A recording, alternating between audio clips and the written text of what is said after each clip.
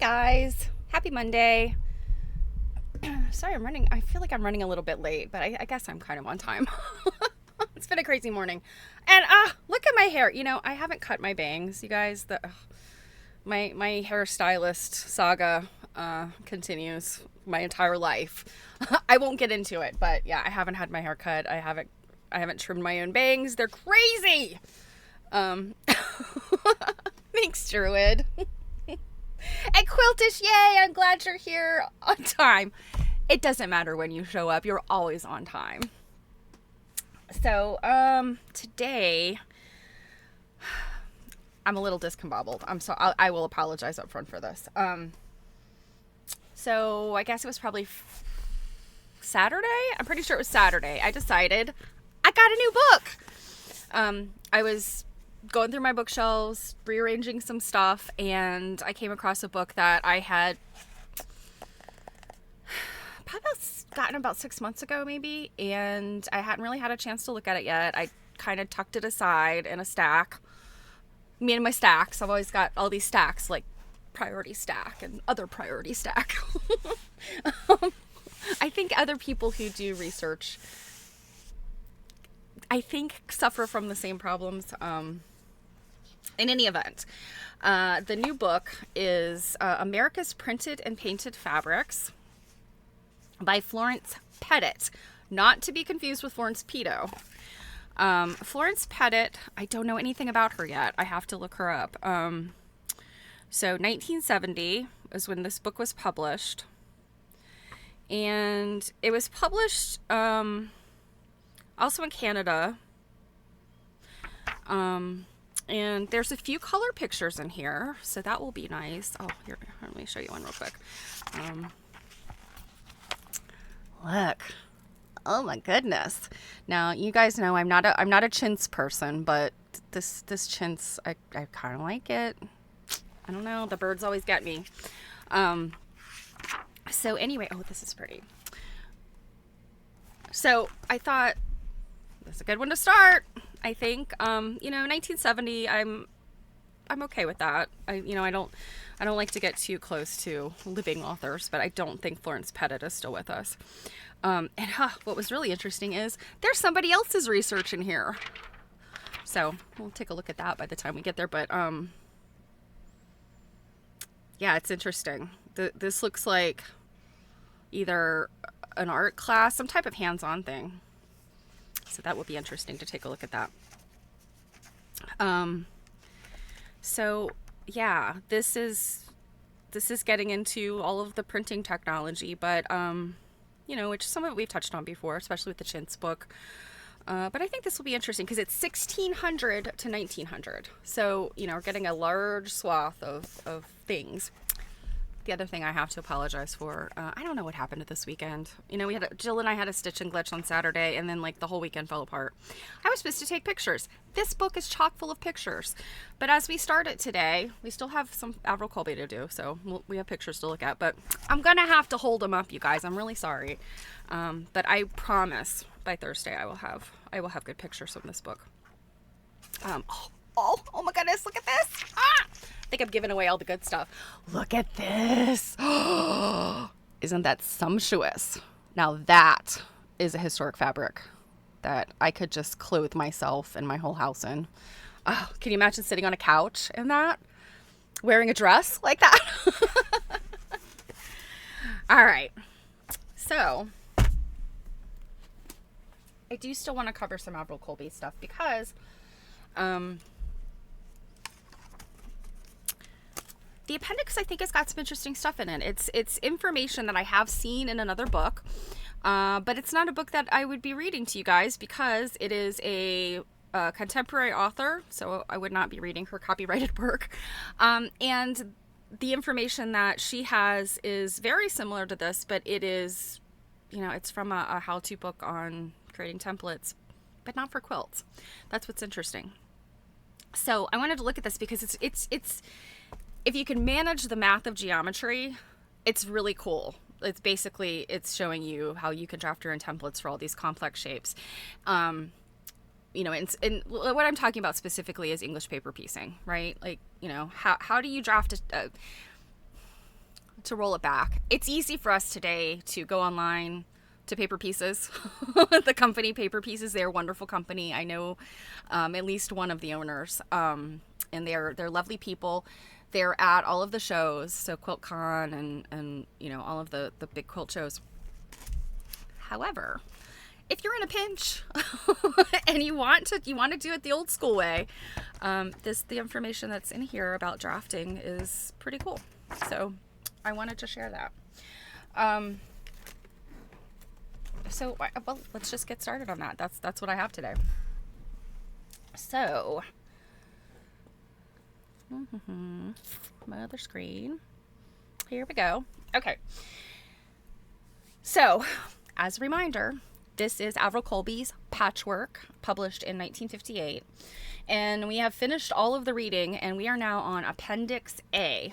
And she calls this Notes on Making Templates. So she says, and Tish, you asked the other day about what did people make templates out of metal? Yes, they did. And she's gonna kind of get into, and I think I went through like some of the materials on Friday. I think I quickly read through these on Thursday. I quickly read through these, and I was like, scissors you can expect, a compass, a protractor, sure, a hacksaw, yes. So, without further ado, notes on making templates. The making of homemade templates is much to be commended. Apart from the independence of being able to try out new shapes at will, as well as the obvious economy, there is virtue in maintaining a tradition, and it is mainly for those who wish to be thus virtuous that some instructions for the making of simple templates are being given. For this, a certain amount of special equipment and tools is needed, but these will depend on the materials used. Cardboard, zinc, and aluminum can be cut comparatively easily by using strong scissors. So zinc and aluminum. You just got some aluminum laying around. Actually, if you drink canned sodas or canned beer, like, you technically do have aluminum. I think that aluminum is much thinner than it would have been back in the day. I don't know that you'd get like the greatest template using an aluminum can today, because won't lay flat, etc. Just my opinion. Perspex, this is a type of plexiglass, needs a fine hacksaw, and any other metal such as tin, brass, and copper can be cut with metal shears. Shears are also useful for the thicker gauges of aluminum, and for the benefit of left-hand workers, these may be bought with a right or left-hand cut. That's interesting. So this is 1958. I know they had left-handed scissors back then. I actually have a pair. But I don't think that lefties were catered to very much. So, my husband and my son are both left-handed, and, I'm well aware of the struggles. But I don't remember, hearing a whole lot, like probably prior to my generation, about anybody caring much about lefties and their challenges. So it's interesting to see that, like, metal workers had at their disposal left and right-handed stuff, at least in the UK. All the templates must be made with precision and accuracy, but in particular, great care is needed with the templates from which the paper patterns will be cut. So again, she's talking about the paper pieces that the fabric is wrapped around. I would say that my challenge here, precision, accuracy. So I have a little bit of experience with metalworking, and I can tell you that if you don't have experience in metalworking and you just go get some metal shears and some thin metal of, tin, aluminum, etc., you're probably not going to have a great experience because when you cut metal, it wants, especially with shears, it wants to bend, and kind of torque a little bit, based on the shears. It's kind of hard to get it flat again. And, certainly there are tools and methods for making metal flat. But like, again, if you're just your common consumer who doesn't have a metalworking workbench, just going and getting some shears and some metal, I don't know that you'd have a whole lot of luck here. But this is 1958 when people had a little bit more, their workrooms, their workshops were maybe a little bit more abundant. And so, you might have had some tools that were, even had these things on hand, whereas today they're kind of unique things. So a small inaccuracy in the outline of these templates can throw out the fitting of the patches and mosaic patterns. And this is, English paper piecing, I think you can fudge it a little bit. I have found that if maybe you sort of bent the paper a little bit as you're wrapping and you realize that later on and you're like, ugh, you can kind of fudge it a little bit. Like you can kind of, stretch the fabric a little bit. But you still can get you can still get dimensions really messed up with English paper piecing, and you do too much of that like fudging, it starts to ripple and it doesn't lay flat. And this is just as much of a problem as if you're piecing just squares together, but every other one maybe is like a millimeter too small. It adds up over space. So in a tiny space, a mistake is not a big deal. But as you get bigger, a little tiny mistake compounds. So it's the same thing with English paper piecing, even though English paper piecing, in my opinion, is more forgiving than just straight piecing. So for this reason, the inaccuracy, templates which have been cut out with scissors must be treated with proper care when they are in use. So anything that's soft enough to be cut with scissors, I think essentially what she's saying is you can get out of whack. They're soft enough, cardboard especially, to start to bend a little bit or, not be true. I read this the other day. The basic tools which are needed for cutting all templates are a pair of compass and protractor, an inch rule, preferably of metal, but otherwise wooden with a metal edge, a cutting board, a lino cutting knife or a wood chisel and hammer, strong scissors, a consistently sharpened pencil. Now, when she's talking about a lino cutting knife, I think that, I immediately thought of, linoleum printing, like a linoleum block printing and those types of, gouges that she used to carve that. I don't think that's what she's talking about. She's talking about a lino knife, which it's essentially, a cross between, from what I'm picturing in my mind, it's a cross between, an X-Acto knife or a box cutter and a wood chisel. So it's sharp.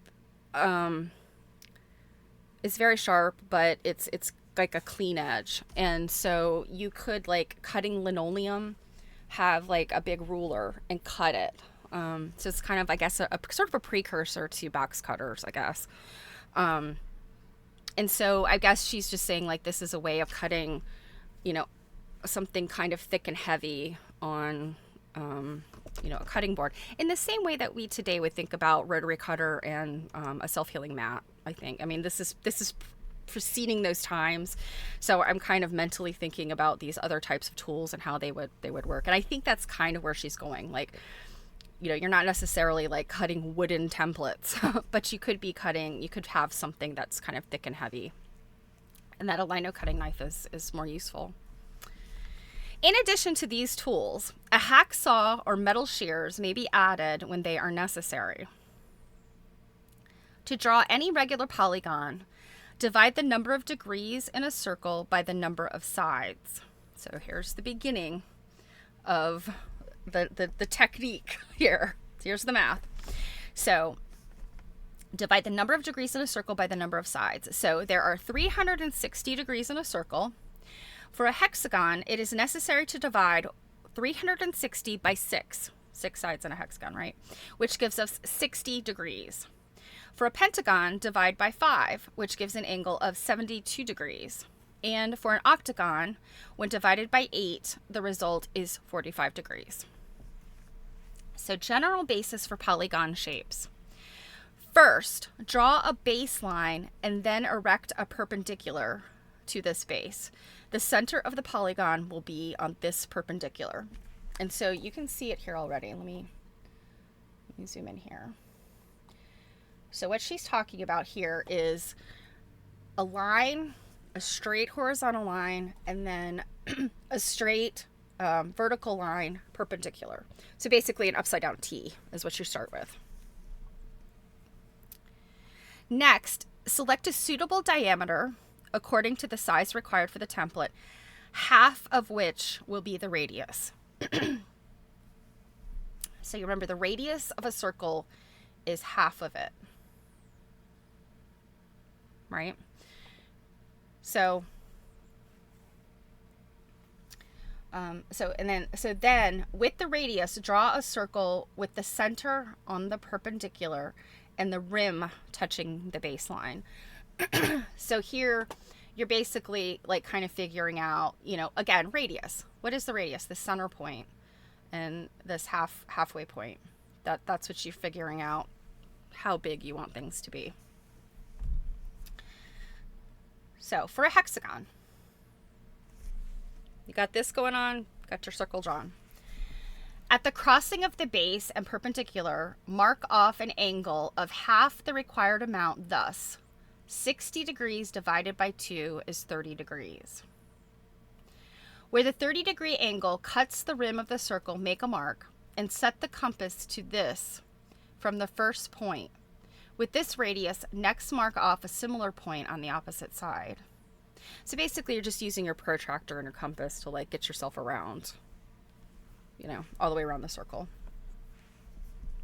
Repeat this on each side, and using the point where the perpendicular cuts the top of the circle, join the 6 points and a hexagon results. So you're basically just, again, like from this line, you're creating this angle, and you're just going from that mark all the way around. So hopefully you can see my mouse here, like what this is doing. And you could see that all of these are angles, and you're just working off of the points where the circle itself hits, starting with that bottom one, because you created that intersection, and then the circle itself is going to create the rest. So hopefully that makes sense. I know it sounds complicated, but if you took geometry, it should make sense. What you're doing, you're working your way around. So for the pentagon, you repeat the instructions for a general basis until the circle is drawn. Next, at the crossing of the base and the perpendicular mark, so again, your T, mark off an angle of half the amount required. Thus, 72 divided by 2 gives us 36 degrees. So you're doing these 230, see, is it 236 degrees? The distance between where the perpendicular cuts the circle is the length of one side. So with the compass, mark off round the rim the remaining 3 points, and a pentagon will result.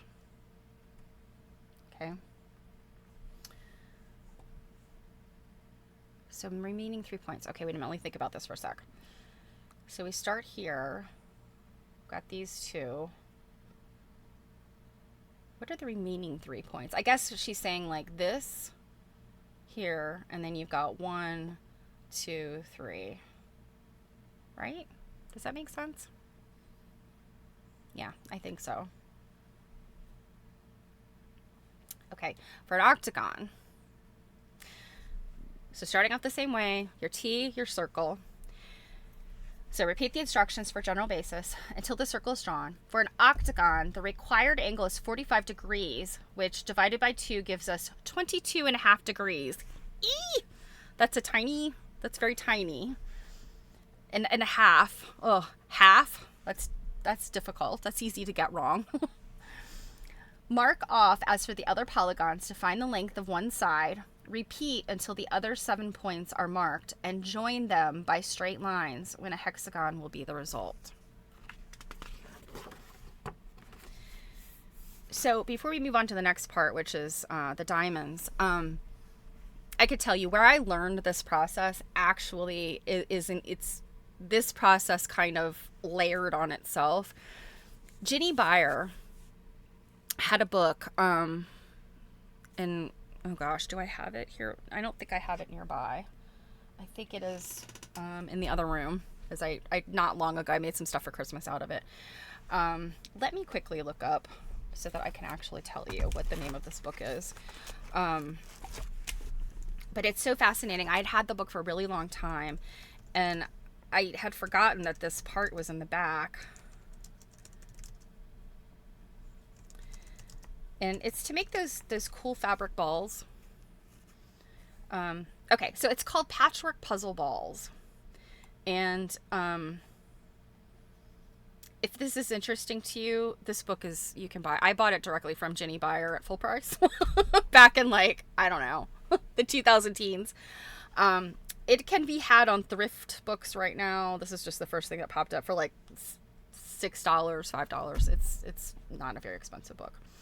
Here, I'll put it up here. This is what it looks like. So this is the book.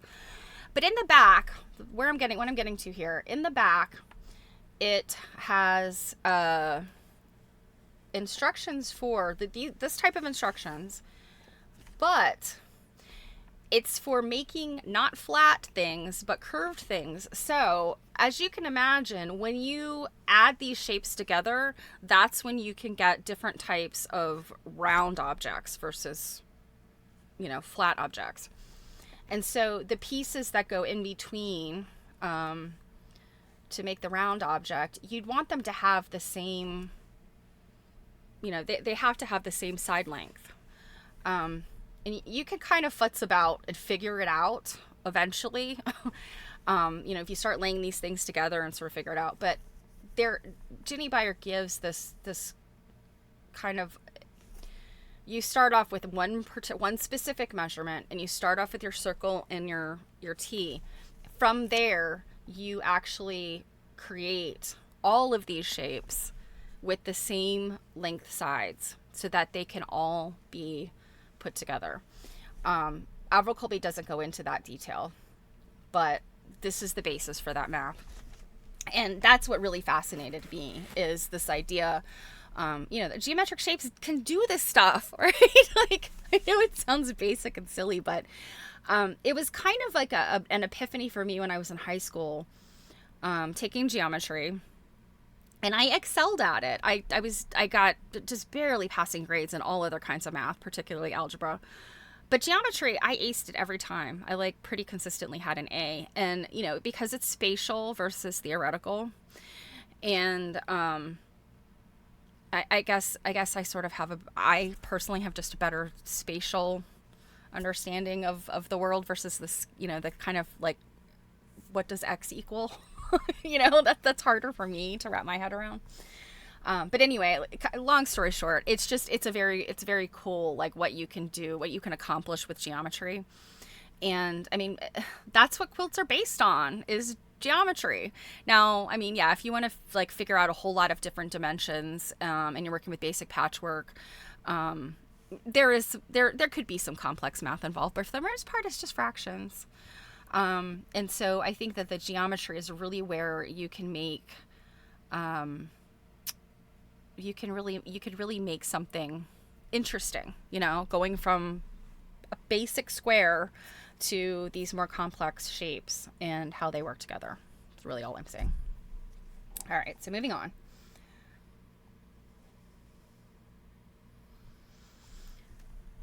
So these are diamonds. For a diamond shaped on a hexagon, the combination of diamond and hexagon shapes in one pattern is commonly used, and we saw this all throughout this book. But the side measurements must be identical in each shape, which was kind of what I just talked about with the Ginny Buyer book. Having made the hexagon to the required size, repeat the drawing and letter the 6 angle points, A, B, C, D, E, F. You can see that here. Then join points A and D and B and E, and the resulting 2 diamond and 2 half diamond or triangular segments will fit the original hexagon and can be joined with it in making patterns. And so you can see what she's talking about here. This center point, and then how you connect those things. It's a little confusing here because she has the hexagon set differently. So here she's got the hexagon set with the flat sides on top, and here we have it turned the other way so that the point is on top and the flat sides are on the side. Druid. So you're better at algebra because geometry sounds like the Charlie Brown teacher voice. Wah, wah, wah, wah, wah, wah, wah, wah. Yes, I totally get where you're coming from. You know, like I think there's a lot of math is it's it's a struggle to have it said to you. Like somebody just, if I had never experienced this, if I had never done the actual like have a protractor and compass out, just having this described to me, I get it. It's like whew, it's just like you might as well be speaking another language that I don't know. But I feel like once I personally, you know, and again, we're just talking me because I think everybody goes at this stuff differently. But I feel like once I'm actually working with the shapes on paper and drafting them and understanding the relationship between the measurements, to me, it all just like suddenly coalesces. I don't experience that with algebra, like basic algebra. Yeah. You know, if it's, you know, how you're figuring out like, you know, the thing with the trains going in opposite directions and, you know, that kind of like it once you kind of work it out like on paper, like show the math, it starts to, you know, make some sense to me. But this coalesces so much more quickly for me. And, you know, I mean, not to digress too much, but I mean, that's what I think what's interesting to me about like brain science is how people, you know, just based on how their mind works, like what coalesces for them in what way.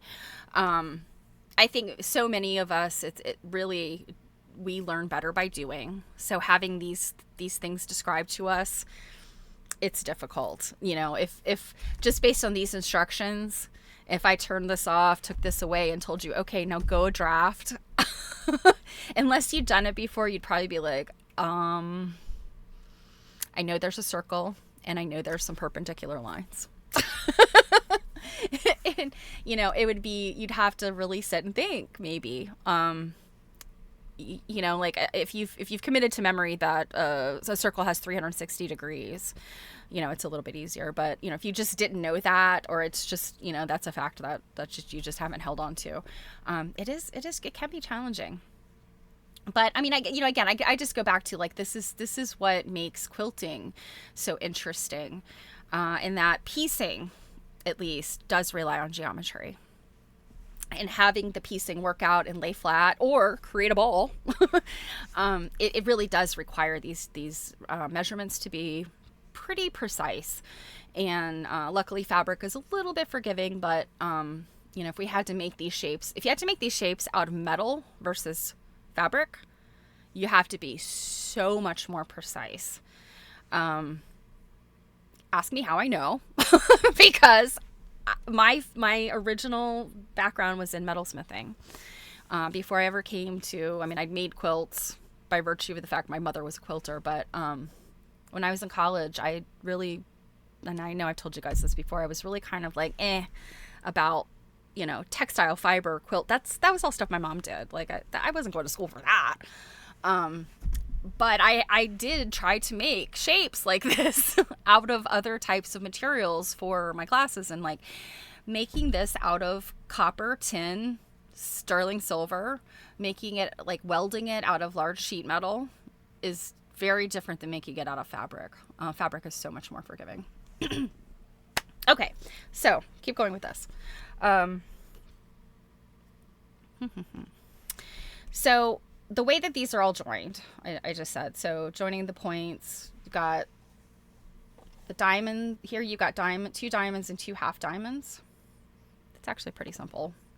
And I realized my picture's a little skewed because I think the page was sort of bent when I took the picture, but you know, these are exactly half of these two.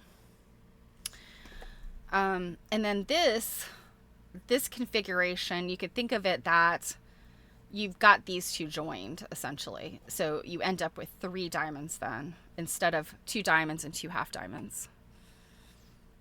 And then you can sort of sketch in the idea of this. Hopefully I didn't lose you. It's to me, it's kind of like, okay, when I took that out, I see what I've got here. It's the illusion. by adding that one line, and then it gives you the illusion. Okay. Another method of making the same diamond shape shows the construction of the box pattern, which is just what I'm talking about, in which 3 diamonds are joined to make a hexagonal outline.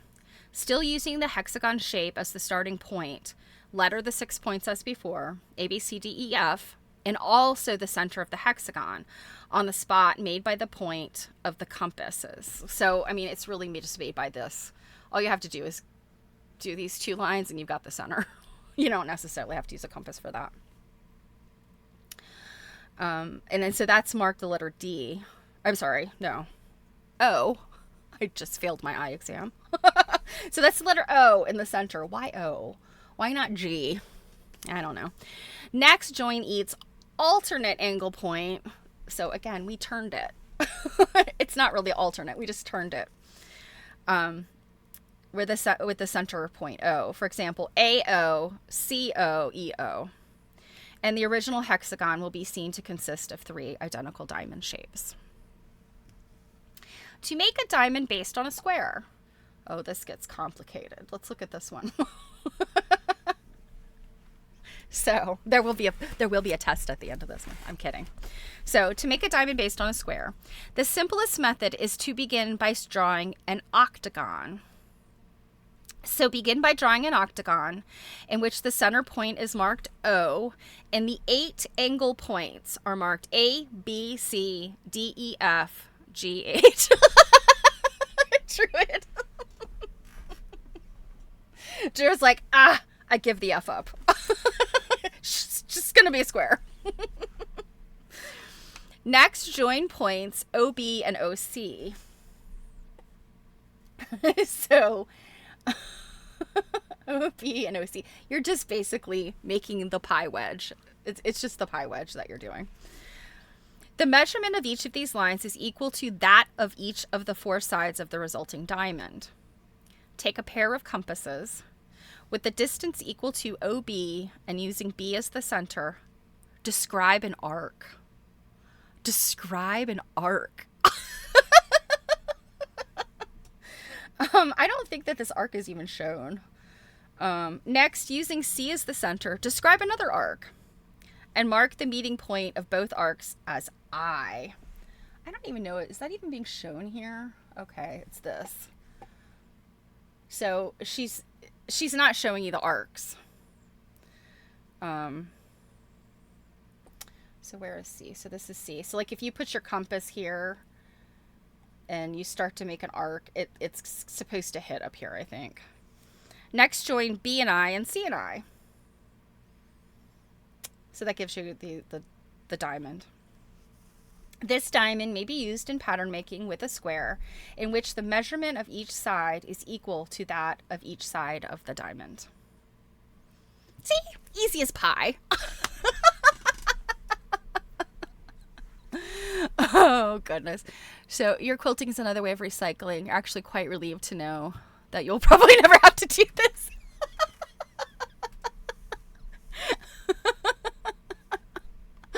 Oh my goodness. Oh, Earth Girl now. Hello. You failed geometry. I feel you. Well, the good news is, like I said, paper pieces, should you ever desire to do this, Paper Pieces has got you covered. And, again, they're paper pieces that you can buy them. They're reusable. You could use them, pop them out of your shapes and reuse them again. So that's the beautiful thing. They're not terribly expensive. I think they even sell, the plexiglass templates too. So I'm basically talking to myself here. Yeah. You guys are all like, okay, moving right along. Okay. I'll just leave this up for you guys to peruse while I read the next section. So we're on to Appendix B, Notes on Making and Joining Geometrical Patches. The traditional techniques employed in making geometrical patches, geometrical shapes, are still in use today, although the popularity of some processes has changed. For instance, it is now more usual to join prepared patches by seaming rather than the older and quicker method of running them together. Seaming is undoubtedly stronger and at one time was used only for unquilted work. What does she mean by running them together? I'm guessing is she meaning like just overcasting them? I'm not sure. Also, the urgent need for making a bed cover of odd scraps has now gone, and without the urgency, so more care and consideration may be given to making and joining the patches with a precise and clear outline.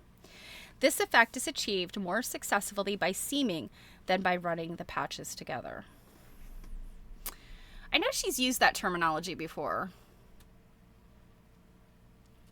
I wonder if she's meaning like a foundation.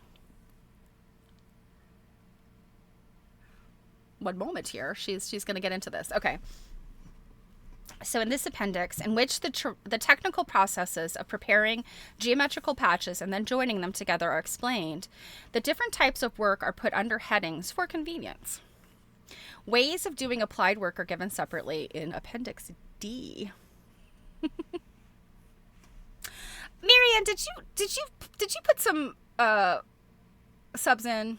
I wasn't sure. I had a thing pop up while I was prepping, and I wasn't sure. So it appears that you did, and Earth Girl Now got one of your subs. So thank you, Marianne, so much. You're a wonderful supporter, and congrats, Earth Girl! You could come listen to crazy geometry instructions for the next month. I promise it's not always geometry. Okay. So she's getting into this. So tradition allows two methods in joining patchwork pieces. The first is that in which the patches are prepared and then inlaid and joined on the back of the work in two ways. So by seaming, after the patches have been prepared, by tacking the material over the paper pattern, so like a standard hexes, the way we're used to doing English paper piecing. And then she says, by running, after the patches have been cut out only and have no prepared hem, as in square patches. Okay. So so she is making these two different. It's interesting. So what she's calling seaming. So those of you that have done English paper piecing, this will make sense. If you haven't done English paper piecing, just think of a hexagon with the fabric wrapped around it. So seaming, she's saying, is taking those two fabric wrapped paper pieces, butting them together, and doing that whip stitch on the back that holds them together, right? That's what she's calling seaming. Now, running them together, that's basically what she's calling piecing, like what we call piecing. So just a running stitch. So two pieces of fabric join at the seam allowance, and just stitching. So that's what she's saying. I think also that the sentiment, what she's trying to get to here is you can have a big old scrap bag and you can just pull pieces out willy-nilly and seam them together. You can cut things so that they have a similar, length edge and just seam them together. And that's like crazy quilting. I mean, just a bunch of pieces stitched together. Or you can do this regimented, very careful mosaic type of quilting where you've got these wrapped pieces of paper that are very precise. I think this is what I'm getting from this. The second method for joining patches is that in which the shapes are laid out with their edges overlapping and are joined on the face of the work in three ways. By running stitch on the raw edges of the trimmed patches, which are then further sewn with embroidery over the running, as in crazy patchwork. By running on the raw edge of measured strips, which are folded back over the stitches, as in a log cabin, and that's on like a foundation. By hemming the prepared patches into position in rows onto the row of the patches beneath, as in shell patchwork. So that's basically like needle turned, if that makes sense. So she's talking about laying something on top, like an applique, and then you're turning one edge under. So she's giving instructions to me that are very confusing simply because they're diverging from what the words that we use today, modern American quilting. And I think even in the UK, I think some of their terminology is kind of starting to tip over our way. This idea of seaming, running, it has kind of taken on different definitions today, or different words that we use today. Okay, so she says these methods are very similar to those in applied work, so like applique. But as the patches make up the fabric, they are closer to the mosaic type than the work which is only decorative. Okay. It is impossible to look at any one method as being absolutely cut and dried, as there are so many ways in which they have been adapted and carried out. The basic methods only are given, with notes on some of the variations, and the realization that there are probably many more. There are, however, some general practices which do not alter very much. So, joining and cutting out the paper patterns. The cutting out of paper patterns is an important part of patchwork. That's a lot of alliteration. The cutting out of paper patterns is an important part of patchwork. And a template should always be used. The shape and size of the papers determine the proportions of each patch, and inaccurate cutting spoils the good fitting when they are joined together. All the papers of a similar shape in one piece of work must be identical in size and shape. The even thickness of the paper is important.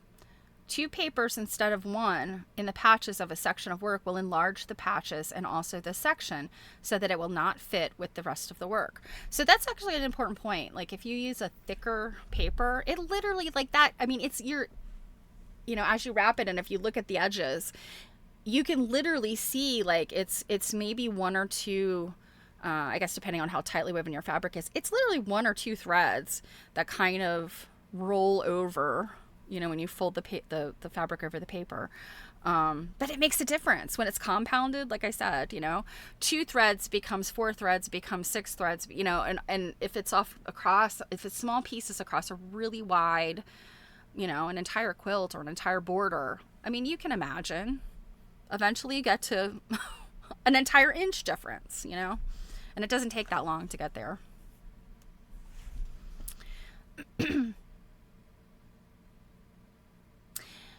Cutting the papers may be rather a tedious business. It is. But they are the foundation of the precision in patchwork. And that's where I'd say, like, if you're doing shapes that are, of any special size or shape, obviously, just buy the paper pieces. It saves you a lot of headache. They also, if you're just a hexagon person, Fiskars made at one point, I don't know if they make them now, although I'm sure you can buy them secondhand, but they made the paper punches for scrapbooking that create, that you could cut out different sizes of hexagons. And I have a full set. It took me a couple years to collect them all. I think at one point I found them on Amazon, and I think I bought them like during Amazon day sales or something. So I ended up with, but you can, there's one that punches a very, very big hexagon, and then there's one that punches very small ones. So, you're all set there if that's what you're doing, is just hexagons. But once you get into diamonds and other different shapes, and of different sizes, it's really helpful just to use the pre-made ones. Okay. So, they should be cut with scissors and from not more than 2 thicknesses of paper at a time. The scissors should hug the edge of the template with each cut. It is not a good thing to pencil the outline and then cut out along it. The lines thicken with the blunting of the pencil, and the result is inaccurate and unreliable pattern. Paper will destroy the cutting edge of scissors, and it is advisable to keep a pair especially for this. A separate template is needed also for each shape used. And so that's where you go to. The template itself is something that's got a really hard, like undentable edge. And, and that's why metal, back in the day, or these early types of plastic, so plexiglass, perspex, whatever, it holds a line. I mean, our quilting rulers now, they're made out of plexiglass. They're, they don't deform as you're tracing them. There does not seem to, so cutting out the materials. There does not seem to have been any traditional or accepted method of cutting out materials with accuracy until the introduction of the window template about 1930. Before this, the paper patterns previously cut from a basic shape were pinned or held onto the material, and the shapes cut out with allowances made for turnings as the cutting proceeded. So basically she's saying you take your paper piece, pin it to the fabric, whack, whack, whack, whack, and then use it. But with the window is where you get the fussy cutting.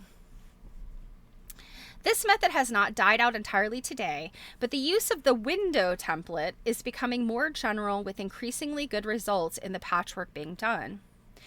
The comparatively careful method of cutting round a paper shape was only confined to the best examples of work. A more happy-go-lucky way was to fold over any piece of material large enough to cover the paper and to leave the surplus turnings untrimmed at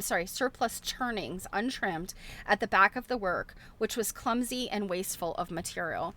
So you may have seen this. I think I have maybe a couple pieces like this, where they had a square or a scrap that was big enough to go all the way around the paper piece, and they just, put it on there and then wrapped it around. So you have all these like weird points on the back and stuff. That's a way of going about it. You don't have to be that precise, like as long as it covers the whole front and gives you enough of a place to stitch.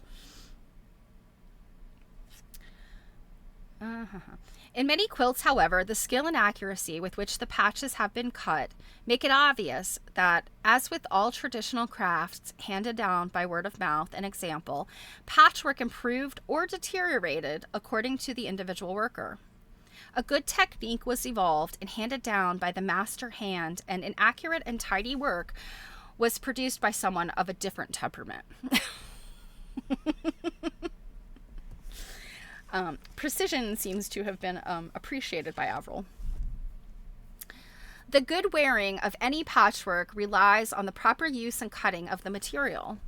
In cutting out patches of any shape, there are 2 points to consider. One, that the printed or woven pattern is used to its best advantage in building up the design of the patchwork. So this is, again, like she's thinking fussy cutting, I think.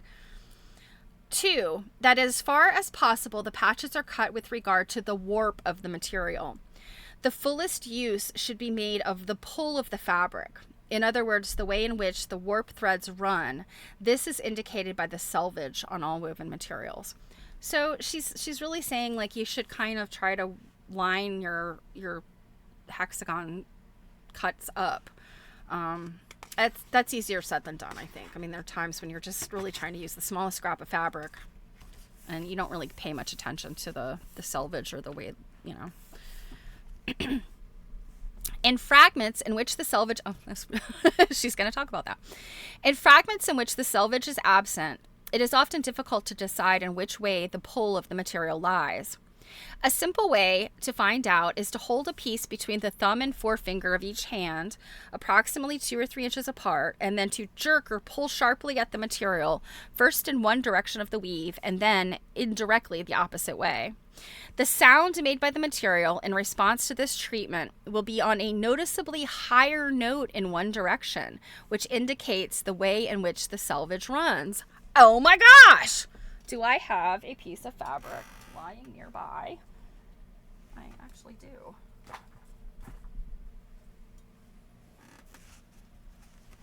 So, okay, now we know the selvage on this would have been here, I think. So what is she saying? Hold a piece and 2-3 inches apart, and then okay.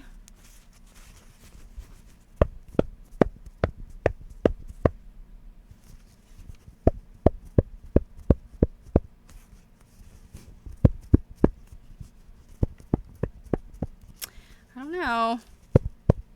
They sound the same to me. What do you guys think? Woody Woodpecker sounds.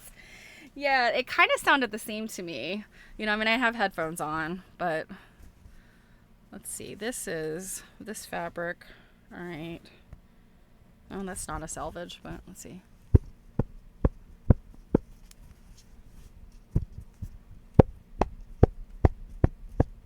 Okay.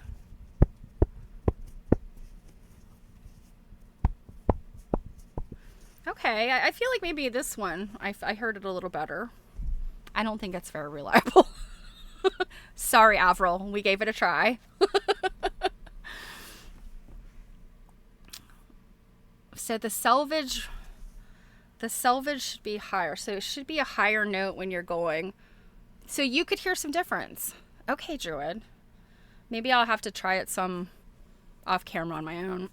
But it's supposed to be a higher pitch when you're pulling. You're pulling the selvage, the way in which the selvage runs. So yeah, get some fabric that has a selvage. Yeah, so this fabric, this was probably a quilting weight fabric. This one is a little bit heavier. This one was like a drapery weight, maybe a little bit. Is it a twill weave? Ah, you know what? This one that I didn't think, this one is not. I guess, I mean, technically it's a twill weave. It's a 1/2. So it's one thread going over two, over and under two. So that probably affects it. So this, I'm gonna just out of the box say, try it with quilting fabric. That is an even weave, 1/1. That's probably where you're gonna get the best results. Very interesting. Now, for the rest of time now, I'm gonna be boop, boop, boop, boop. And you will too. Okay. It is a good working principle that the threads of the material should follow the same direction in as many patches as possible. Really, Averil? This applies particularly when patches of a plain or neutral color are being assembled as a background for a design in colors or patterned material. If the principle is followed through in the joining of the patches as well as in the cutting, the resulting patchwork will be stronger than if it had been unplanned. Yeah, I mean, I get that. Like, if you're literally, in her quilt, the one that I'm trying to find, right, the high summer, there are areas where it's clear, even though it's just a black and white picture. And here, let me just hold it up to remind you what I'm talking about.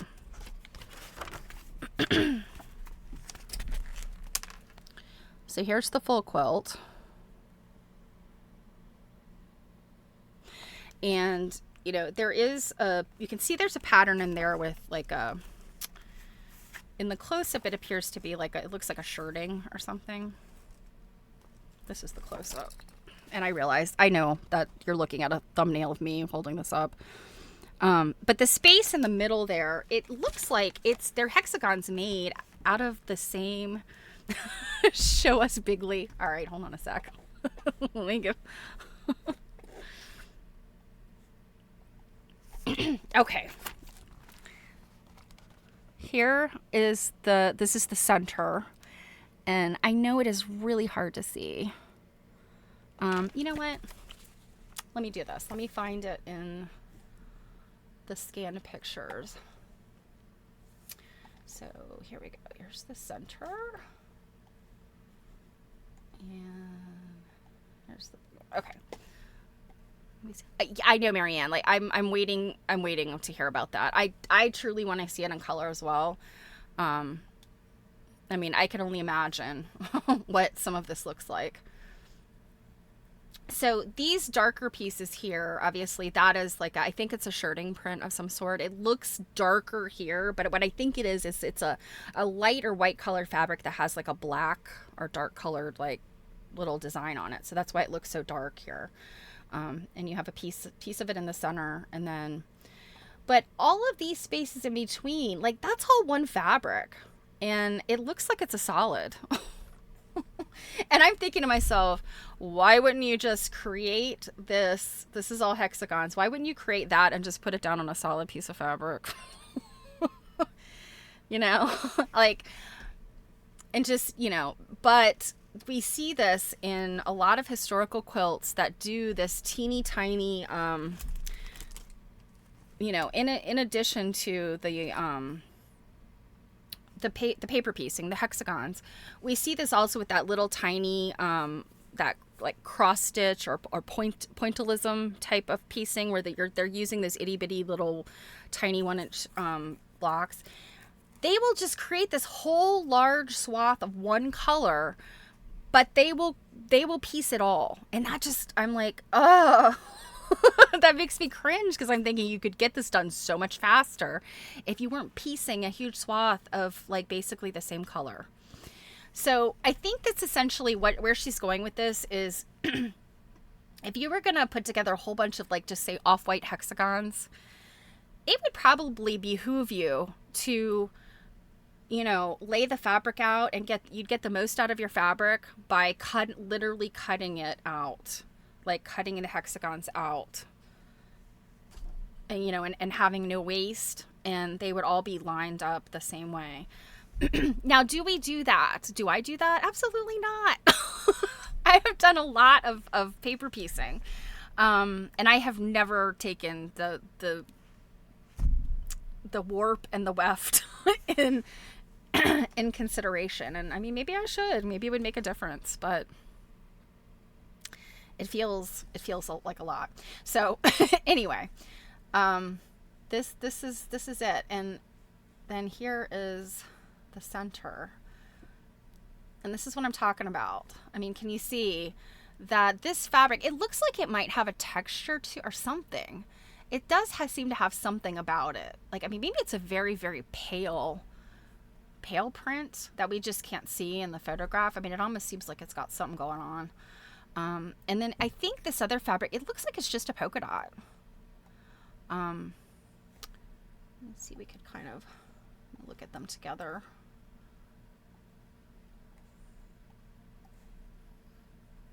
Oh, where'd my other one go? Here we go. So yeah, what we've got here in these dots is this. It looks, I mean, you can really see it as you back up. I'm so curious to know, like, what color is it? Is it white with black dots? Is it like a pale yellow, a pale blue, a pale pink? I mean, it could be anything. It could be any sort of pale light color. I'm going to guess that it's white or off-white, and that this is a white shirting with a black dot. But I could be entirely wrong.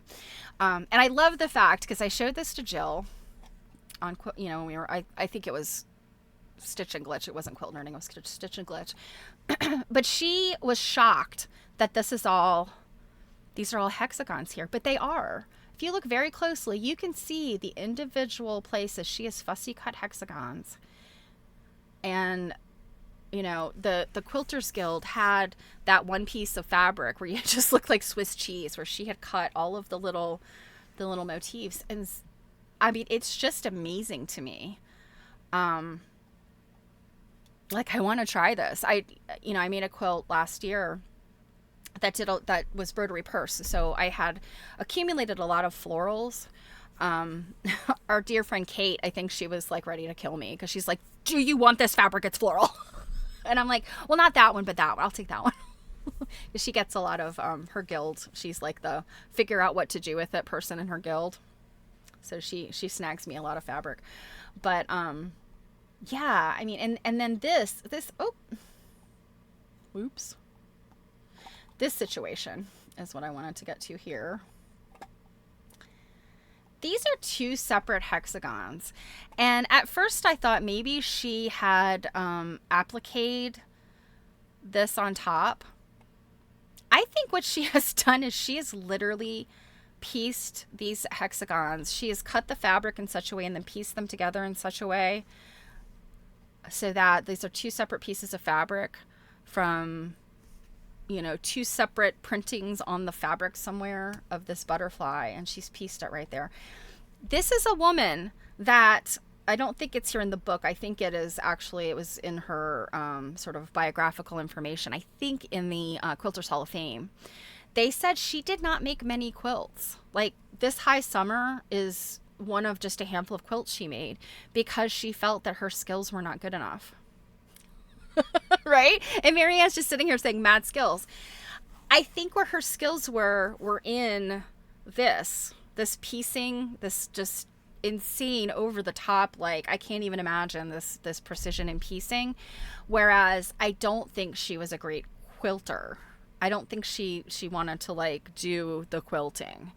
And I think that's where she's saying, like, I'll do this. I can do this all day long, but to make the quilt sandwich, not so much. And and just looking at this, I think it's, let me flip back here. Let's see. I'm trying to see, is it, so they call it a cotton coverlet, or she calls it a cotton coverlet. So a cotton coverlet of hexagons in an unconventional pattern made of 19th and 20th century floral chintzes on a white ground. Oh, so they do say that. A white ground. High Summer is a contemporary name for this design, completed 1951. Designed and made by Averil Colby. So my suspicion is this is backed, maybe, but not it's not quilted. It is definitely not quilted. Yeah, I mean, zooming in here, you kind of see there's these like little discolored spots, and are like, could that possibly be like a tacking? I don't think so. I think this is just possibly a very pale design on a fabric, perhaps. Absolutely, right? It's amazing piecing. I mean, to fussy cut something, I can do that. I can line it up and figure it out. I think I have some of these open window templates, that like I probably got them from Paper Pieces. But this is an example of like some advanced. This is like the AP history of the AP literature of this piecing. So yeah, absolutely. I'm in awe of this, and I truly, fingers crossed, please, quilting gods, please let the Quilters Guild have this quilt, and they just haven't made it public. I'm got my fingers crossed that is the case, and I can get just even a small picture. I'm not looking for anything that's detailed. I just would love to see like what does this actually look like in color. And if you guys remember the other day, you can go look for it on the Quilters Guild. The pieces that they do have, her sample pieces, she has one that's a heart shape, and it's done like in this technique, and it's truly stunning. It looks like it's a very small piece. Maybe it was meant to be either a block or a pillow or something. Yeah, she's very talented. And I think what's also interesting is, and I mentioned this before, that, she and Florence Pito, I think they had a lot in common in terms of like, they did not individually love quilting. The quilting part of it was not like their true love. The piecing, the fabrics and the piecing were their true love. And like, so for instance, Florence Pito, the pieces that she made, not very many of them, but the ones that she made, she utilized the antique fabric the way that Averil Colby did, but she also would utilize other people's piecing. So, she would deconstruct a quilt of, say, small 9 patches, and then reuse those 9 patches in her own work. And her deal was applique. She liked to applique. And, I think that shows in the pieces that she did. She probably made more, she made more quilts than Averil Colby based on what I can tell. It just really seems like the vast majority of what Averil Colby did were these smaller sampler type pieces. So yeah, but fingers crossed, you guys, and I hope to have this something soon to show you with these. I'm gonna keep looking, but I'm hoping that the Quilters Guild has some idea, because she's an important name in the history of British quilting. So, all right, let me get back to, well, you know what? Let's just leave this up. This is prettier to look at than these awful drawings of geometry. Okay, So, let me see where I left off. So she's talking about it's a good working principle that the threads of the material would follow the same direction in as many patches as possible. Like, if she actually did that with all of this, oh my gosh, like I can't even. Like this is like advanced physics. This isn't even basic geometry. This is like you're getting into some this is way off into like another realm. This applies particularly when patches of a plain or neutral color are being assembled as a background for a design in colors or patterned material. If the principle is followed through in the joining of the patches as well as in the cutting, the resulting patchwork will be stronger than if it had been unplanned. And I know I read that before. So much of what I do is like essentially unplanned, I guess. There are inevitable exceptions to every rule, and when only small fragments are available for cutting, it is of more importance that they are not wasted than that the pieces should be discarded simply because the thread does not run in a certain direction for that patch. So she's giving you that out if you're using small, precious bits of fabric. Thank you, Averil. The pattern of the finished work must be considered, and for this also it may be better on occasions to concentrate on the color or pattern of the fabric rather than on the weave. The various shapes have different points to look for in cutting out, and these are given in the relevant paragraphs later in this appendix. There are, however, some methods which are general in cutting out, especially in the use of templates in pairs and the resulting economy of fabric with the A template used in conjunction with the corresponding B for papers. I think what she's talking about is like if you're going to do like a mirror image kind of thing. And the butterfly is probably not a good example, but like, if you've got diamonds and you're doing a mirror image, like if you cut out the exact same thing, they're not going to piece together. You have to like remember that the diamond like flips. Like, and that's one of those things, like you have to actually do it to sort of like wrap your head around it, I think. But think about diamonds and how if you were putting the top edges of a diamond together, and how the bottom is going to flare out. And, if you're trying to get like a mirror image or something, like, think about that. And I think you would get the point. The cutting out of the fabric patches may be done by holding template A directly onto the material on the right side and cutting with sharp scissors around the outside edge of the shape. Alternatively, a good method is to place the material with the wrong side uppermost on some hard surface, such as a cutting board, and mark the outline of the shape with a sharp pencil. The advantage of this method is that if a mistake is made, the material is not marked and spoiled for use, which would be the case if a mistake occurred when marking out on the face of the fabric.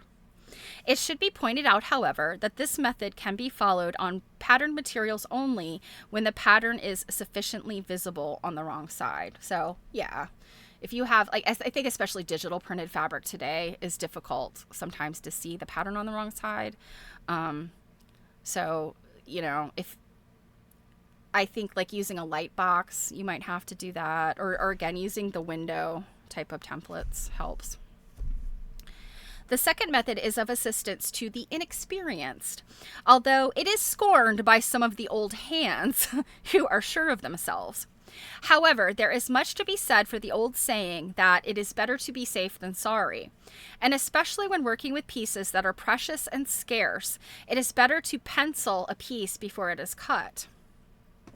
Note, with pieces that are precious and scarce, it is better to pencil a piece before, Note, a white pencil is good for use on dark materials. So, and I personally like chalk. I like chalk on dark materials, and you can get these really fine chalk pencils that come in white in like the art section at the craft store. I'm trying to think the brand, but they're essentially a pencil. You could literally put it in a regular pencil sharpener. It makes a pretty decent line, cheaper than those chalk pens, and that I actually also enjoy. I like those too. They make a very fine line. But just a plain mechanical pencil is super good for marking, as long as it's not super dark fabric. It is not possible to stress too much the importance of the good wearing quality when selecting materials, especially in those which have been used. Before cutting used materials, they should be inspected carefully for thin or badly worn places. A quick way to detect this is to hold the material against a window pane in daylight, where any flaws and weaknesses will show at once. These should be carefully marked with a pencil line, leaving a good clearance area around the unwanted pieces. They will then be easy to avoid when cutting out. Care should also be taken to avoid the holes in the trade patterns which have been held together in swags by books or pins or metal clips. That's interesting that she's throwing that in there, but I mean, I think she's taking the point, like, she has gotten fabric, you know, that were like samples, like trade samples. So I guess she's making that point. Tacking. Tacking or basting stitches should not be overdone. They are intended only as a temporary measure to keep the patches in shape or position until they are stitched together and are later removed. So what she's talking about is how when you wrap the fabric around, you would sew through.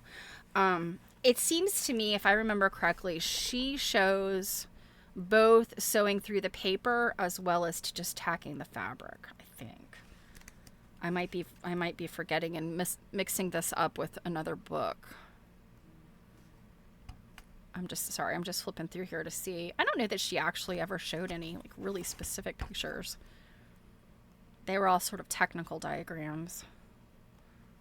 Yeah, I'm not seeing where she actually showed. But yeah, I mean, again, anybody who's into English paper piecing, I mean, you've probably seen there's some older, especially older paper piecing, when they've used a lighter weight paper. It's hard to keep crisp corners with a lighter weight paper, so they would sew all the way through. But today, the paper piecing papers are like a cardstock, like a lightweight cardstock, so they're more rigid, and you don't have to, like, you get the crisp edges just by folding, and so then you can just tack the stitches like in the corners. You don't actually hit the paper at all, and that's my favorite way of English, you know, doing the English paper piecing. There's some shapes you really do have to stitch through, like if you've got like concave, those are really hard to do without literally like clipping the fabric and doing some interior stitching.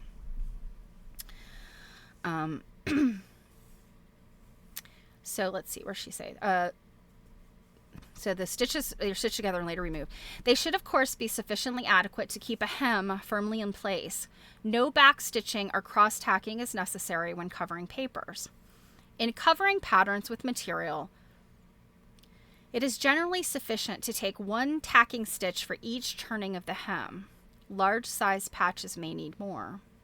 One stitch should be made in the center of each hem, with the threads taken over the fold of material at the corners. So I think, again, this sounds like she's talking about tacking the corners and taking one stitch somewhere there in the middle of the edge.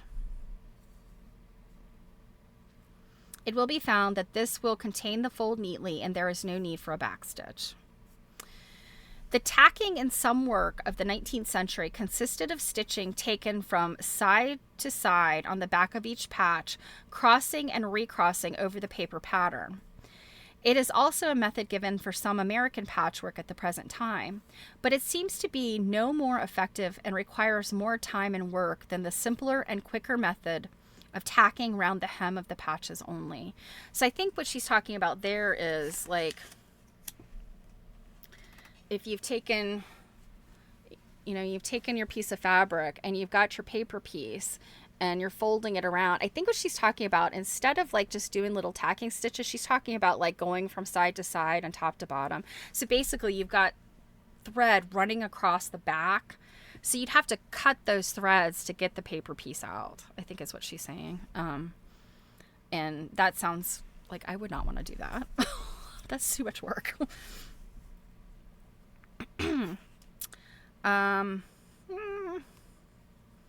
A further note on tacking. It is an advantage to omit making a knot in the thread, and for a good reason. After the joining of the patches has been completed, all the tacking threads and paper patterns are removed. This stage of the work is simplified and speeded up if the threads can be withdrawn easily and without the hindrance of knots or backstitching. An additional advantage is that the work does not become creased and untidy, which is apt to occur during the removing of the papers if due care is not taken. The proper understanding and handling of materials comes with experience, but one or two observations which apply to most materials may usefully be made here in connection with the methods of tacking. All fabrics with a delicate surface texture, such as glazed cottons, silks, satins, and so on, need particular care so that the surface is not marred by pin or needle pricks. Marks like these will spoil the appearance of the patches and cannot be obliterated successfully unless the work is washed. In this case, any fabric with a surface glaze loses its character and with it much of the freshness of appearance. Unglazed cotton materials are not so badly affected by pin marks, but it is always noticeable where care has not been taken to avoid surface pricks. Velvet retains the mark of a tacking stitch where the pile has been pressed down by the thread, although the pile hides the prick marks made by pins or needles more successfully than smoother fabrics. The difficulty in handling velvet is its tendency to creep. Yes, velvet is a creep. If you've ever tried to sew a piece of velvet fabric to another piece of velvet fabric, you probably got pissed and threw the whole thing out the window, because I would. Velvet, as you know, it's wiggly. It doesn't, it wants to, shift around. It is possible to overcome this by allowing a wider hem than is usually given by a template. This allows for the take-up in the turning of the material over the paper pattern. It does not make very much difference to the depth of hem on the back of the work, but it is sufficient to hold the tacking.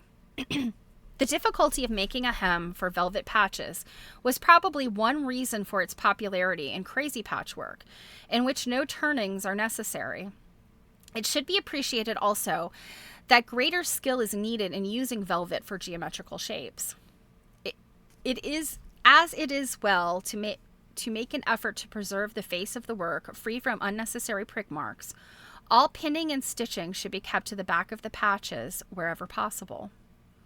In some shapes, the technique of joining calls for surface stitching, but in most work it is confined to the back.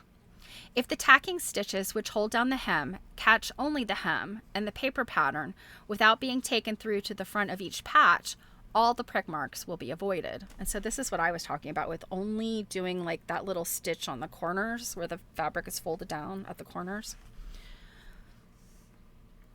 It is important also to refrain from pinning any materials which will show the marks afterwards, or at any rate, they should be pinned where the marks will not be noticed. So this is where she's going to get into the preparation of patches, yeah. So it seems to me, yeah, she's showing stitching through the patches.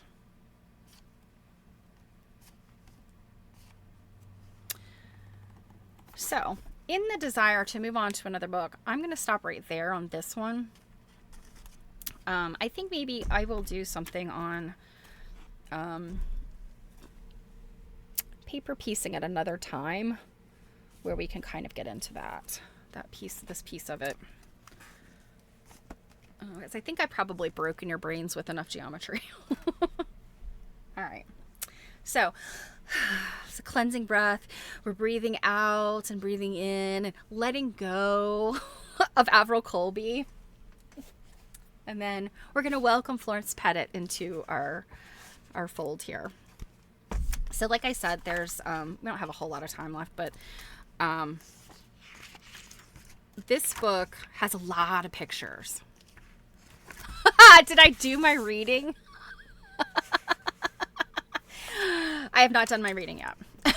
In fact, I think I need to go do my reading after this. And I do have until tomorrow night now, Marianne. Yes, ASMR and Reiki, yes. Let's see where my scissors are. I do have some dressmaking scissors. Scissor. Scissor.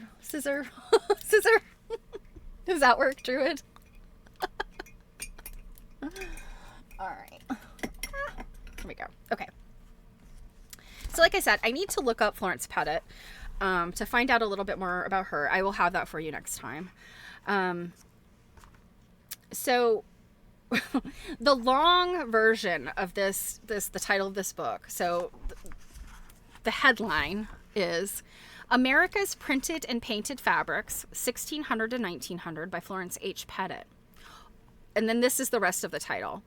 All the ways there are to print upon textiles, a most complete history of world fabric prints, all about the printers and patterns of America and other things that went on from 1600 to 1900. With over 150 photographs and 6 color plates, 26 drawings by the author. So, and like I said, this is printed in 1970. And I'm going to switch over to me so I can hold up and show you pictures. So, oh, yeah, sure. Hold on a minute. Let me get back. Let me go back. So, Druid has asked for a zoom on the other butterfly. So, is it one of these, like that are on the outside, do you mean? The 2 o'clock, this one?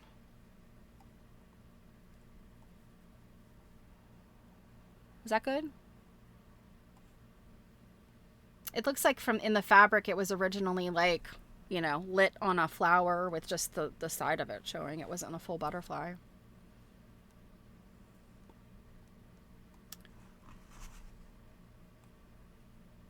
Ah, see what she did. Yeah.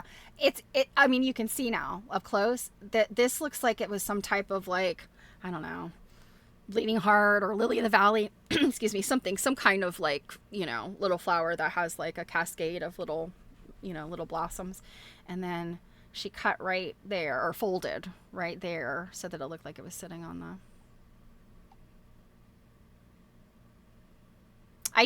I mean, I'm in awe again of this butterfly. Like I can't even. The bees look like she just kind of centered those. And then this one, it looks like she did the same thing as at the 2 o'clock.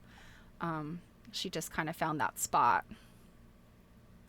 Yeah, and this looks like it's the same fabric that she cut that from. I would love to get my hands on whatever chintz or fabric she used to get these, you know, butterflies and bees. Because I feel like chintz in general, you know, I mean, I've seen chintz with insects, but chintz generally, at least antique chintz, you know, it's mostly birds, you know. It did say that this included 20th century fabric. So those, you know, the butterflies and the bees could be from something that's newer in her time. So pretty. Okay. Go back to me so we can look at some pictures in ye old Pettit's book. So I love some of the illustrations of this book are fun. So we've got this little, you know, shipping ye old shipping containers. So we're gonna look at the basic methods, hand printing processes, machine printing processes. Then we look at Jamestown Colony to the Revolution, and then from the Revolution to 1900. That's some pretty. I mean, that's 1600 to 1900. That's a pretty long stretch. All right. So let's see. I'm looking at her acknowledgments. The places that she cites are all places that we are pretty familiar with. So Old Sturbridge Village, that's in Massachusetts. Litchfield, that's in Litchfield, Connecticut. Historical Society of Dedham. I was just up in that area not long ago. Yeah, so advertising manager of the Cranston Printworks Company. So this is 1970. Curator of the costume and textiles of the Pennsylvania Museum of Art. So it looks like she's like all of her acknowledgments are going to major institutions and places we're familiar with. The people themselves, I don't recognize a single name. 1970. That some of these people may not have stretched into times when I have memory. But yeah, so Cooper Hewitt Museum of Design, Smithsonian Institution. Yeah, so it's good sources. All right, let's start with the preface. The historian wants to make his story accurate for the experts, but he hopes to keep it lively for the layman. He wants history lovers to find it significant and history ignorers to find it interesting. He can hardly expect history haters to read it at all. So this book was not written especially for anyone, or for everyone. I'm sorry, was not written especially for anyone, but simply for everyone who wants to know what the first American printed fabrics were, a little about their heritage, how they were made, and what else went on at that time. I'm thinking people who are history haters would run far and wide from this. Most books with titles such as 2 Decades of Textiles or A Textile History illustrate only woven fabrics. They show no prints, and the text, by omission, does not even acknowledge their existence. In the lexicon of some experts, printing is a secondary thing that can be done to make a fabric decorative. The view is also sometimes taken that American printed fabrics occupy a very small and obscure niche in history. In this volume, we leave those experts to their view and take our own look at the hundreds of artists, artisans, inventors, and tradesmen who make up a part of the colorful heritage of America. We think you will agree that the story turns out to be a rather lively one. It is brought together here from almost lost sources, and much of it is animated with a peculiarly American verve. Printed fabrics, especially those made by hand, have a variety and an intrinsic charm about them that cannot be rivaled by the cloth that emerges from the measured mechanics of the loom. The story needs some background, since American colonies did not spring from the soil of New England fully clothed in linsey-woolsey or calicos. So first we shall explore how all textile printing is done, then review briefly the early fabrics of the world, and then tell the American story, starting with the Jamestown colony, excuse me, and ending at the turn of the 19th century. The tale is told with many pictures and not so many words about American printed and painted fabrics. We learn about the people who used and wore the prints, and especially about the enterprising people who made them. That was a nice short preface. So the first thing we have in here is a textile printer's trade card. 17th century. You've seen it before, you guys. It's from The Chintz Book by MacIver Percival, New York, Frederick A. Stokes and Company, 1923. So, a blast from the past. That's a fun little trade card picture. See, it's a Jacob Stamp living at the sign of the calico printer in Houndsditch. Prints of all sorts. Calico linings, silks, stuffs. New or old at reasonable rates. Okay. Chapter 1. How do they print fabric? Oh, what's Druid got for us? Let's see. Ah, Brackman. Let's see what this is. Ooh. Okay, I need to go at it from down here. Bear with me.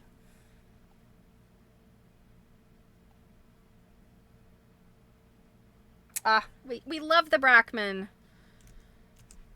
Thank you, Druid. Let's see.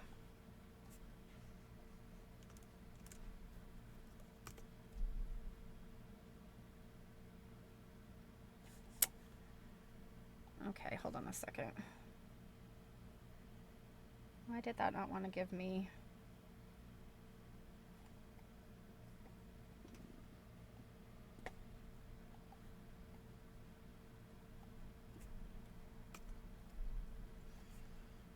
For some reason, this is not... it's picking up some other information. There we go. Okay. Oh, isn't she a pleasant looking lady? Florence Harvey Pettit. Okay. Let me put this on the screen then so we can let's find out about her together. I'll show Averil Colby's lovely thing first. Okay, so let's look at Florence Pettit. So Barbara wrote this in 2024. Let's see. About 25 years ago, premier textile dealer T.T. Haley of Court Ginsburg published a pretty little catalog of their inventory. Oh wow, this is pretty. Okay.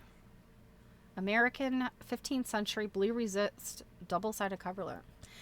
Well, Miss Pettit, she was busy printing all kinds of stories. So I guess that's from her book, America's Indigo Blues, 1974. So that would have been 4 years after this book. She looks like a lovely lady, very friendly. So this is what we're working on. America's printed and painted.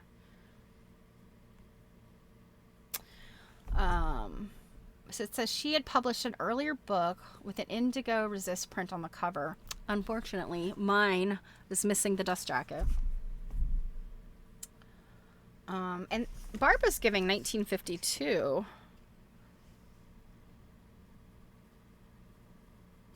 So I guess mine then is a reprint. 1970? Huh. Well, that's interesting. This would have given me no indication that this is a reprint. It doesn't have any info in here about a reprint. That's very interesting. Okay. So she lived in Stamford, Connecticut.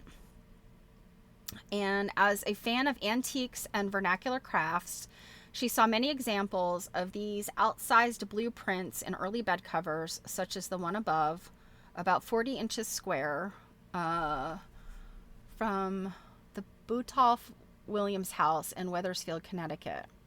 She was born in Ohio, graduated from the Art Institute of Chicago. Who else graduated from the Art Institute of Chicago? Oh, crud. What's her name? Elizabeth, what's her last name? I have it right here. Elizabeth Robertson? Yes, Elizabeth Wells Robertson. So I'm wondering if they knew each other.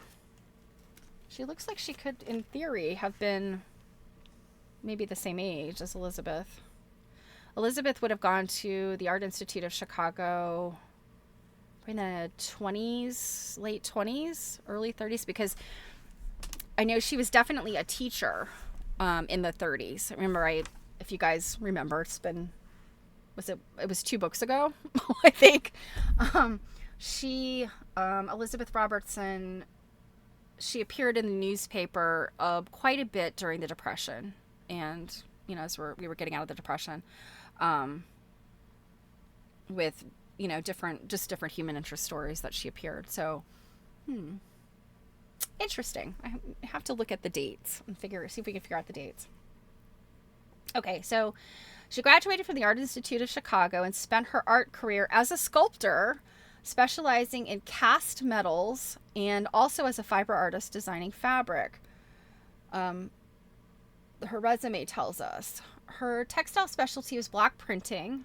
She was also a critic, reviewing books and exhibits for Craft Horizons magazine, later American Craft, and as an advisor to the Cooper Hewitt, I cannot speak today, you guys, Cooper Hewitt's Friends of Textiles organization. So this is all of the information that is missing because I don't have the dust jacket on mine. Oh, look, we've got her on the census. So her husband's name was Robert. It says here she had previously written 7 books on American folk art and textiles. Her husband was a photographer. Oh, Christmas all around the house. She's got a little bit of a Martha Stewart in her. Mexican folk toys. Well, that looks fun. Yeah, so she definitely had this eye for craft. Okay, well that's fun. Yeah, it's a little bit of info about her. I'm so very curious to know if she would have known Elizabeth Robertson. I mean, they're It seems like, when I think about like the connections between all the people, um, I always think about Dr. Dutton and who of them would he have known or corresponded with. So he was doing a lot of his work in the 30s and 40s. And so he crossed paths, of course, with Florence Peto. But I often wonder about Averil Colby. I feel like she was like a half a generation younger. So by the time she's writing and doing her work, it's a little bit after like this point in time he did his work.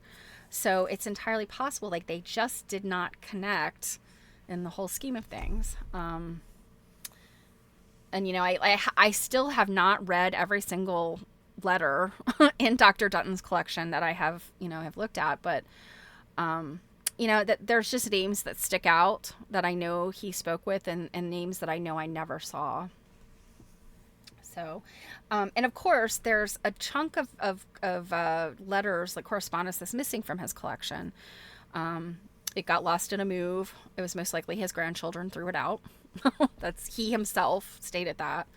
So, anyway, I often wonder. I mean, Colby would have been in the section that's missing. Yeah. All right. Yeah, and I don't remember seeing the name Pettit. Anyway, okay. So we'll go back to Averil Colby's. I realize that this has nothing to do with what we're reading, but it's pretty, right? It's worth looking at. Well, I don't have the pictures of these other things. Okay, so how did they print a fabric? The basic methods. Printed fabrics have certain distinctive characteristics because of the way they are made, and the fabrics pictured in this book will seem to take on a whole range of personalities and styles. Once we know how they are done, and where, and for what use, experts can date and place fabrics within inches because they recognize something about the printing method and the design style, even though they cannot always tell exactly how patterns were printed. Clearly defined qualities tell us many things about prints, and usually make them look consistently as they should, but they can be fakes too. Prints have sometimes imitated woven patterns. They have also been made to look like patchwork, like wallpaper, like rush matting, and like embroidery. They have added flavor to history by being, on occasion, forbidden to be worn, illegal to be sold, and so thin that women had to invent pantaloons to wear under them. And once printed calicos rescued New England from a financial depression. The fabric printer wants to accomplish one or more of these purposes: to impart color to cloth, to remove color from cloth, to enable the cloth to receive color, or to enable cloth to resist color. He has many ways of working and uses a variety of tools and materials, some of which are familiar to us even though the names of the four basic methods may sound technical and unfamiliar. They are direct, discharge, mordant dyeing, and resist printing. And I mean, essentially all of these were covered in MacIver Percival's book. But I feel like, he was writing back in the 20s and 30s. So this is most definitely an updated take on that.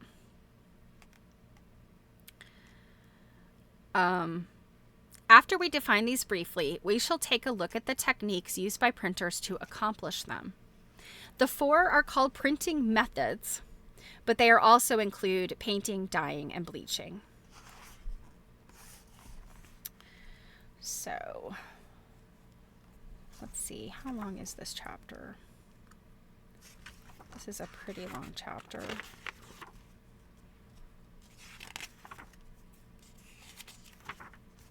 Okay, so let's look at it. Let's look at sort of the simple ones at the beginning here.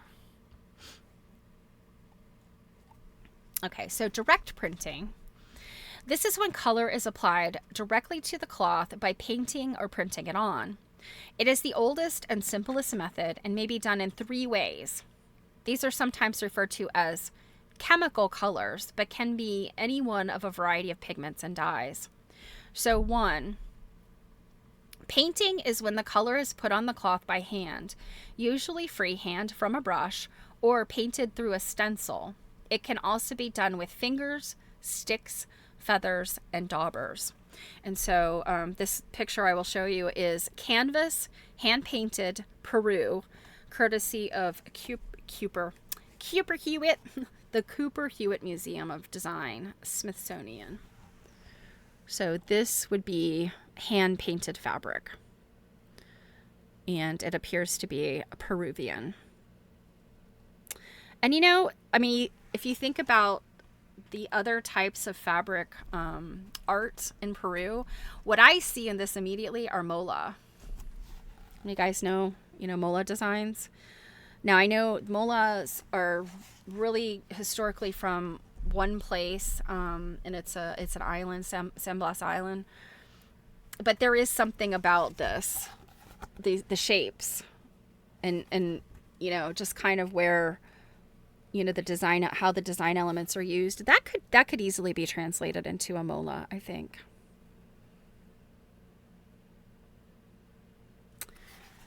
So, okay.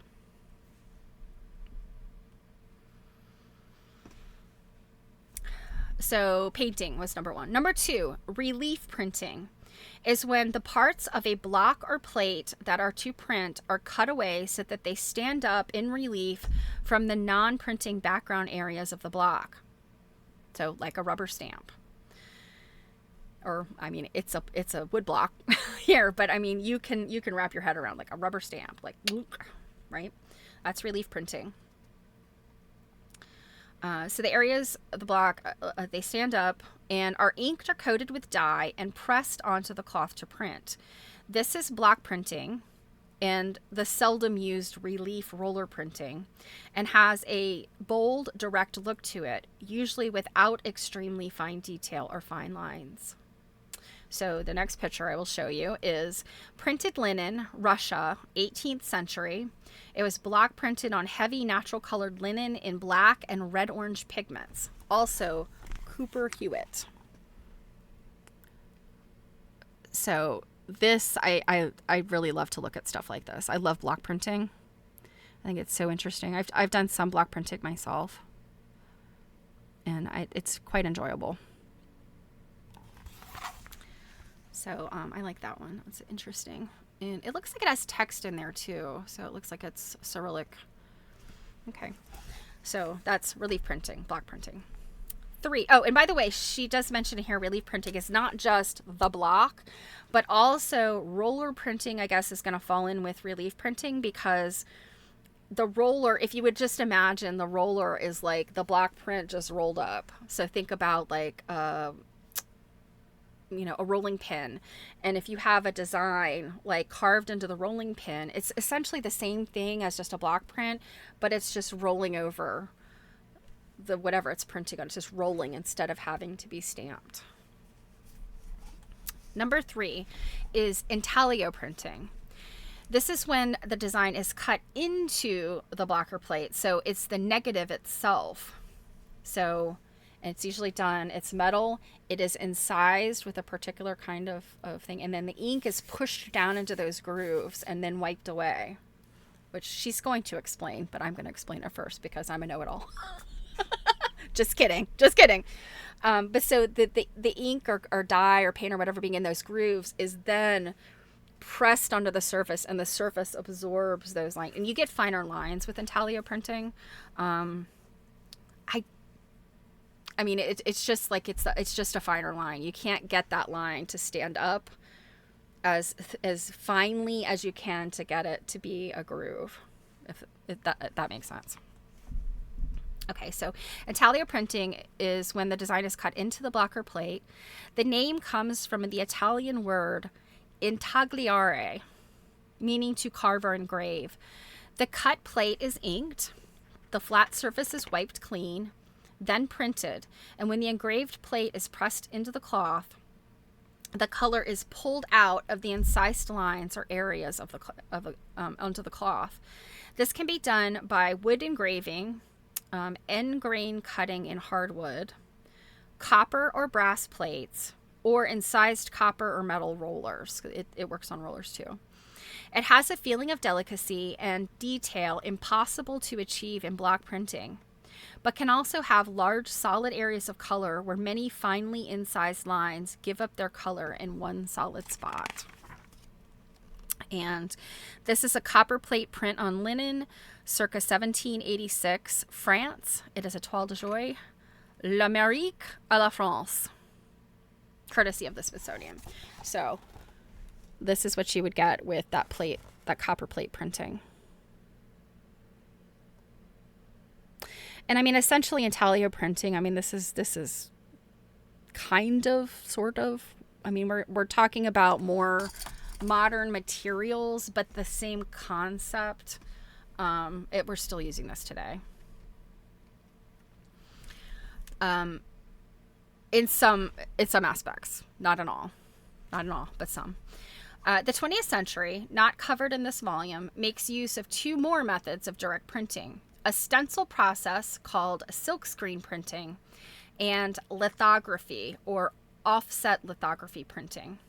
And it sounds like she's not going to talk about lithography. It is another idea. It's honestly, to me, lithography and intaglio are not all that different, except that lithography is holding the ink on the surface using a material that just holds the ink versus it being pulled down into a little, like a groove. So lithography would be like using a stone printing surface and then like kind of carving into it, utilizing like the surface itself to put ink down. I know I'm not explaining this very well. Some of the terminology is not at the tip of my tongue, but it's not really so different than an intaglio. It is more useful for printing on substrates that don't allow, like, aren't porous. So lithography would work on, say, metal, whereas intaglio is not going to print on metal. Intaglio needs to be able to kind of have a material that sort of sucks the ink off of the printing plate, whereas lithography is a surface sort of thing that is gonna can print on anything. Color is not the only thing that can be printed directly on cloth. Wax, pastes, chemicals, lacquers, and bleaches may be applied this way also, and they are described later. So that's another thing to consider about this, is sometimes it's not just the dye or ink or paint or whatever that's going on. It can also be a resist that is being printed. And then if the fabric is dyed, what is printed with a resist can then be washed or, somehow removed. And you've got essentially a negative made. So I'm going to leave off right there. Discharge printing and resist and all that is what we'll get into next, and it's because it's the opposite. We'll tackle that next time. So tomorrow, Marianne already asked, have I done my reading? Jill and I will be starting on The American Quilt by Roderick Karakov. If you don't have the book, no big deal. Feel free to drop in anytime, 7 p.m. Eastern on YouTube, Quilt Nerding. You can just hear us talk about it. But if you have this book, it is not terribly expensive. If you get it used, it is a really good book. And I am embarrassed to say I did not have it until we decided to read it. I thought I had it. I was certain I had it. I actually had Rod Karakov's other book. And I had confused this book. Anyway, long story short, but this is a really good book. And if you're interested in quilt history, quilt study, everybody says, all of the scholars say, this should be like in the top 5 of your primers. So I hope you'll join us. Otherwise, I'll see you on Thursday. I just dropped all the books. I hope you guys have a wonderful week. Stay cool. Fingers crossed we're not having like any heat waves right now. We probably are. I just haven't looked at the temperature. But stay cool, stay dry if you're in the torrential downpours, whatever. And I will see you later this week. So, mwah! Bye!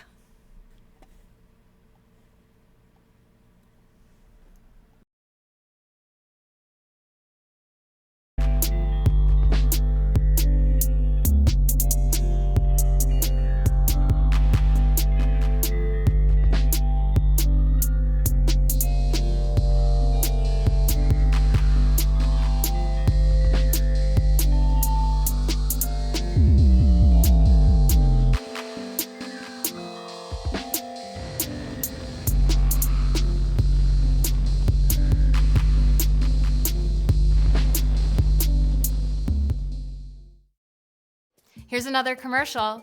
Buy custom printed stuff here. We print literally